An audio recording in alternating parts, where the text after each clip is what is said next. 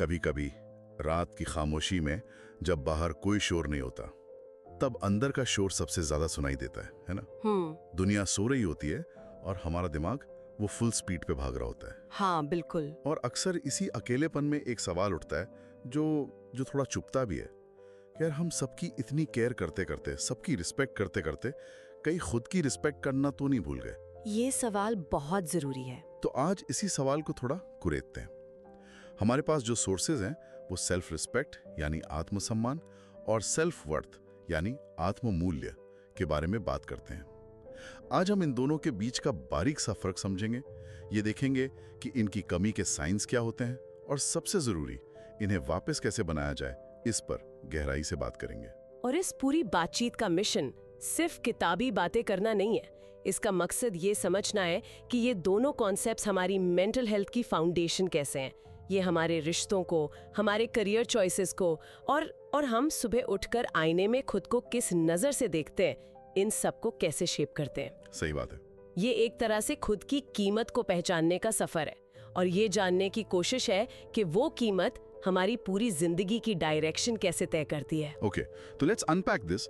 शुरुआत तो सबसे कॉमन कंफ्यूजन से करते हैं, जो शायद हम सबने कभी ना कभी फील की है, सेल्फ रिस्पेक्ट और ईगो के बीच का फर्क। हाँ, बहुत ज्यादा। हमारे सोर्सेज में एक लाइन है जो इस कंफ्यूजन को एकदम साफ कर देती है। ईगो चिल्लाती है, सेल्फ रिस्पेक्ट चुप रहकर आपकी इज्जत बचाती है। मतलब ईगो को वैलिडेशन चाहिए, उसे सबको दिखाना है कि मैं सही हूँ, मैं बेहतर हूँ। लेकिन सेल्फ रिस्पेक्ट को किसी के अप्रूवल की जरूरत नहीं। एग्जैक्टली। ईगो एक तरह का शोर है, जबकि सेल्फ रिस्पेक्ट एक शांत कॉन्फिडेंस है। इसे एक सिंपल एग्जाम्पल से समझते हैं। मान लीजिए किसी फैमिली गैदरिंग में किसी रिश्तेदार ने सबके सामने आप पर कोई ताना कसा या मजाक उड़ाया। होता है अक्सर। अब ईगो क्या कहेगी? वो कहेगी, उठो, जवाब दो, अपनी बेइज्जती कैसे सह सकते हो, इसे नीचा दिखाओ। और फिर वहां एक बहस शुरू हो जाएगी, माहौल खराब होगा। हाँ। लेकिन सेल्फ रिस्पेक्ट क्या कहेगी?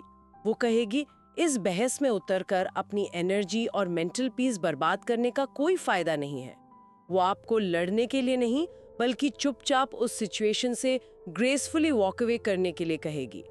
यहाँ आपकी चुप्पी आपकी हार नहीं, बल्कि इस बात का सबूत है कि आप अपनी शांति को उस बहस से ज्यादा वैल्यू करते हो। वाओ, ये तो सोचने वाली बात है कि चुप रहना ज्यादा पावरफुल हो सकता है बोलने से।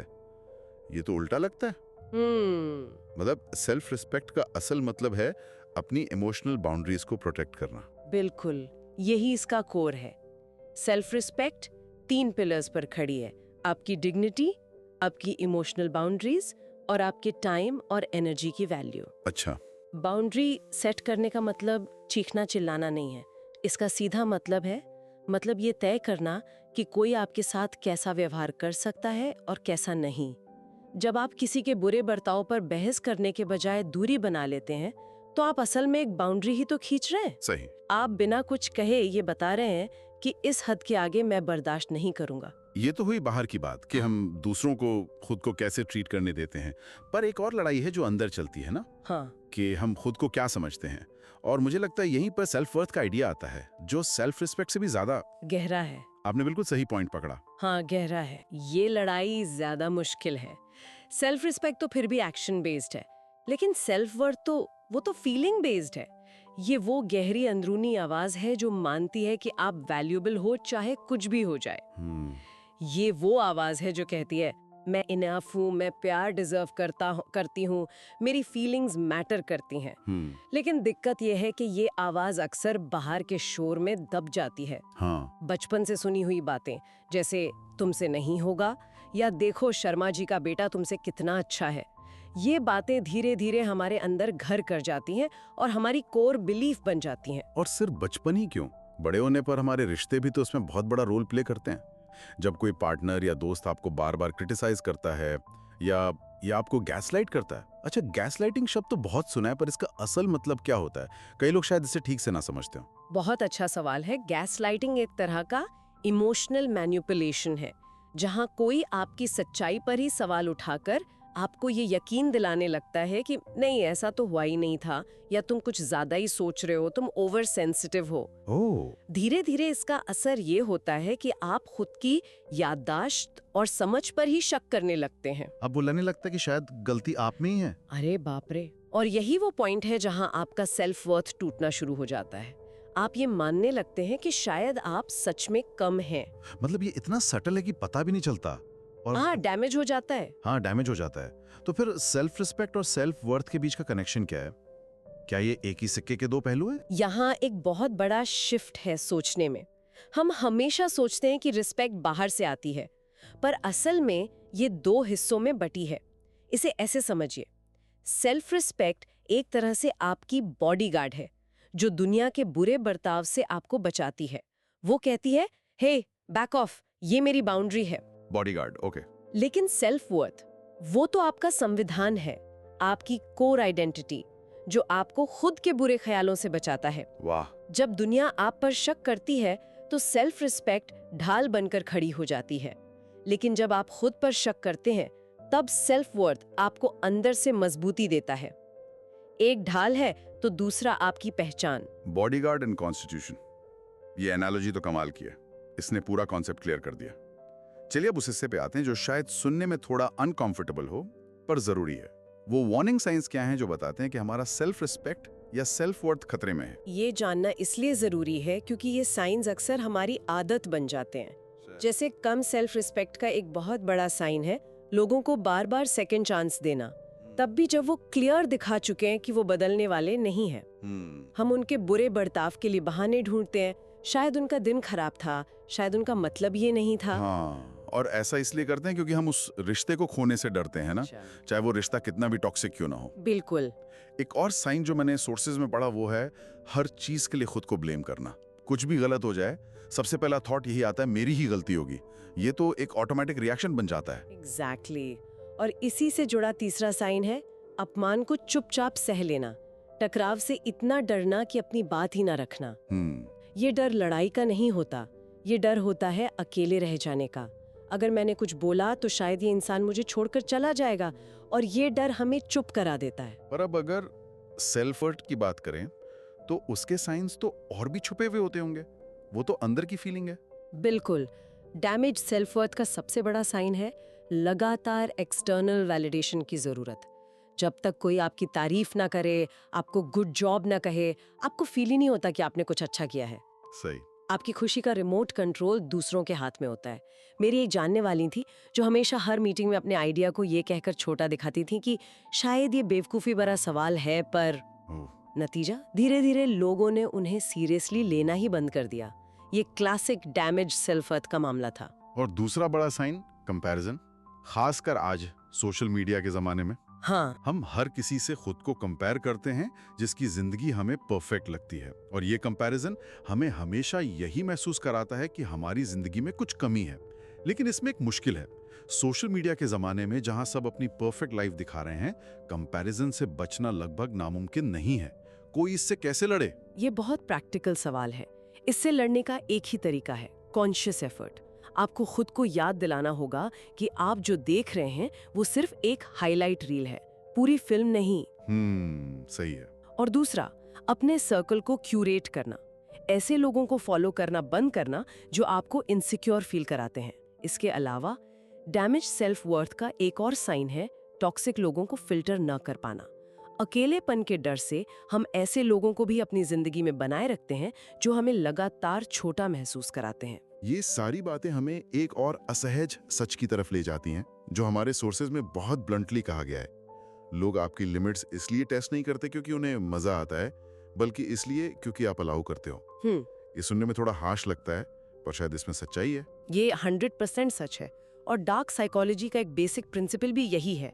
मैनिपुलेटिव लोग अनजाने में ही आपकी बॉडी लैंग्वेज, आपके बात करने के तरीके और आपके ना कह पाने की आदत से आपका कॉन्फिडेंस लेवल पढ़ लेते हैं। अच्छा। उन्हें पता चल जाता है कि ये इंसान कन्फ्रंटेशन अवॉइड करेगा, और जहां उन्हें ये कमजोरी दिखती है वहीं से डिसरिस्पेक्ट की शुरुआत होती है। वो जानते हैं कि आप उनकी बात पर भी आखिर में खुद को ही दोष देंगे और उनके बुरे बर्ताव के लिए भी कोई बहाना ढूंढ लेंगे। तो सवाल यह है कि इस साइकिल को तोड़ा कैसे जाए? अगर किसी को ये साइंस खुद में दिख रहे हैं तो वो क्या करे? Let's focus on the solutions. Self respect बनाने के लिए क्या कॉन्क्रीट स्टेप्स लिए जा सकते हैं? बाउंड्री सेट करो। ये सुनने में तो अच्छा लगता है, पर असल जिंदगी में इसका मतलब क्या है? चलिए इसे प्रैक्टिकल बनाते हैं। मान लीजिए आपका कोई दोस्त हमेशा आखिरी मिनट पर प्लान कैंसिल कर देता है, जिससे आपका पूरा दिन खराब हो जाता है। बाउंड्री सेट करने का मतलब उस पर चीखना चिल्लाना नहीं है। इसका मतलब है अगली बार शांति से कहना, यार जब तुम लास्ट मिनट पे कैंसिल करते हो तो मुझे अच्छा नहीं लगता और मेरा टाइम वेस्ट होता है। अगली बार अगर पक्का हो तभी प्लान बनाते हैं। बस इतना ही? हाँ, ये एक बाउंड्री है। दूसरा एक्शन ओरिएंटेड टिप है, बिना गिल्ट के नो बोलना सीखो। आपका समय और आपकी एनर्जी लिमिटेड है। हर किसी को खुश करना आपकी जॉब नहीं है। बात भी सही है कि हर हाँ जो हम बेमन से कहते हैं वो असल में खुद को ना कहने जैसा है। बिल्कुल। तीसरा टिप है, साइलेंस का स्मार्ट यूज करो। हर लड़ाई लड़ने लायक नहीं होती। कभी कभी सबसे पावरफुल जवाब चुप्पी और दूरी होती है। और चौथा, खुद को हर किसी के सामने एक्सप्लेन करना बंद करो। जिसे आप पर ट्रस्ट करना है वो बिना एक्सप्लेनेशन के भी करेगा, और जिसे नहीं करना वो आपकी दलीलों के बाद भी शक ही करेगा। आपकी सेल्फ रिस्पेक्ट आपके एक्शंस में दिखनी चाहिए, शब्दों में नहीं। ये तो हुई बॉडीगार्ड को मजबूत करने की बात। अब उस संविधान यानी सेल्फ वर्थ को अंदर से कैसे हील करें? वो तो ज्यादा ट्रिकी काम है। पर नामुमकिन नहीं। इसका सबसे पहला और सबसे जरूरी कदम है अपनी सेल्फ टॉक को सुधारो। ध्यान दो कि आप दिन भर अपने मन में खुद से क्या बातें करते हो।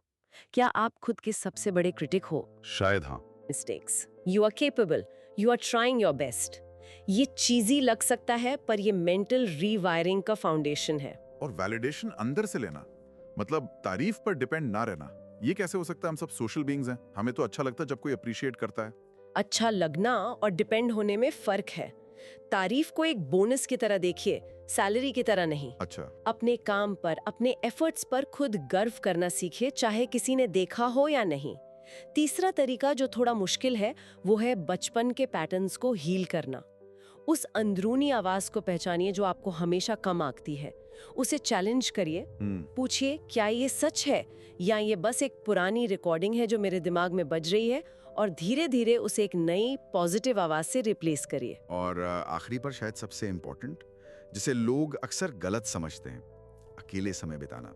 लोगों को लगता है अकेलापन कमजोरी है, लोनलीनेस है। जबकि सच ये है कि सॉलिट्यूड यानी एकांत समझदार बनाता है।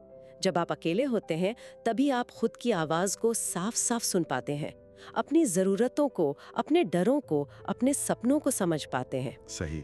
जितना ज्यादा आप खुद को समझेंगे उतनी ही दुनिया आपकी कीमत समझेगी। इस पूरी बातचीत का सार यही है कि सेल्फ रिस्पेक्ट मांगी नहीं जाती, वो आपके एक्शन से कमांड की जाती है, दूरी से, चुप्पी से और अपने स्टैंडर्ड से। बिल्कुल। और अंत में हमारे सोर्स की एक लाइन है जो इस पूरी डिस्कशन को सम अप कर देती है। अगर आप खुद को कम समझोगे तो दुनिया आपको जीरो समझने में 1 सेकंड भी नहीं लगाएगी। आपकी कीमत कोई और तय नहीं कर सकता, वो आपको खुद तय करनी होगी। तो आज रात की इस खामोशी में इस एक विचार को अपने मन में जगह दीजिए, आप इम्पोर्टेंट हो, आप वर्दी हो, और आपकी रिस्पेक्ट आपकी डिसीजन से शुरू होती है। और जाने से पहले मैं एक सवाल छोड़ना चाहूंगी जिस पर आप सोच सकते हैं। अगर आपका सेल्फ रिस्पेक्ट आज आपसे बात कर पाता तो वो आपसे ऐसी कौन सी एक चीज छोड़ने के लिए कहता जो आप सिर्फ दूसरों को खुश करने के लिए कर रहे हैं?